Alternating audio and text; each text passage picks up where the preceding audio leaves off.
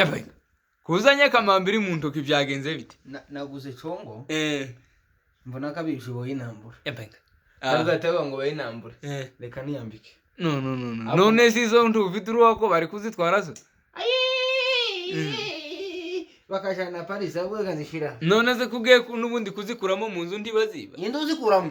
Oje tugende. No Mfite ndatanga. ibitotsi ndazirana. Ndazirana. Ariko ariko uracahumeka kubera inkweto nshasha. Ayo ba! Waranisha umuntu bakisuna magusha. Gute? Kandi unamye. Urabona ko unambaye umuntu. Ese mu cumba cyawe muduka butwabagore ko ari twe mbaye mbona. Ndazirana na bataziniba dore nzanisegura mashini. Usigaye urara hasi?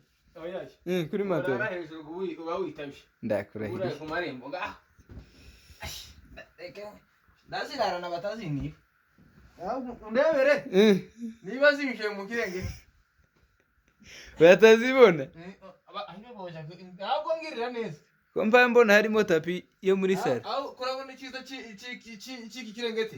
Ikirengeti kinico mu gitenge. Urabona kakabiri karaka ese ni sepe yanishaka. Nijo ni nyamusazi ziri imbere nyamusaraba. Saga mu girisho giza nzimbisitara. Yego. Yego nzimbisitara rwose.